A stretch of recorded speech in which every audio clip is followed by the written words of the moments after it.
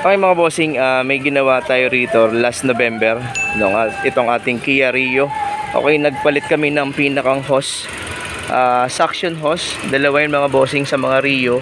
Merong isang maliit doon, tsaka yun nandito sa may ating compressor. Okay, bumalik sa atin yung kliyente natin dahil humina ang lamig. Ang nakita naming error mga bossing, share lang namin sa inyo. May mga klase tayo ng o-ring, may mga kapal at saka taba, no?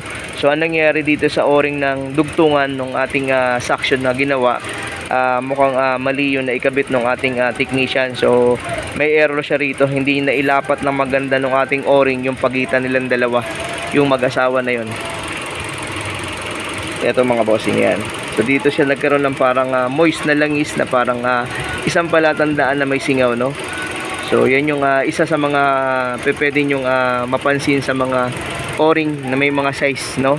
So pagka mali o kaya naiipitan ng o-ring, yan yung nagiging problema. Pero sa kaso niya mga bossing, masyadong manipis kasi marami nating klase ng o-ring.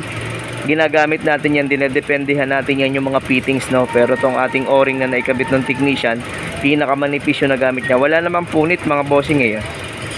So good naman siya. Ang problema nga lang niya dahil sobrang nipis, hindi niya na sealed yung kanyang pagitan.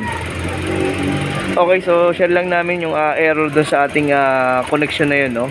Dahil low side mga bossing, kaya tumagal din ng medyo mas matagal na, kasi November eh. So isang buwan, December, o mga magdadalawang buwan sabihin natin, no?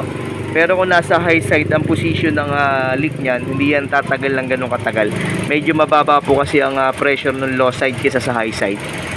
O ayun lang naman. So yun yung ating na-encounter dito. So may konting pagkakamali sa pagkabit ng o-ring o yung size ng o-ring dito sa ating Kia Rio.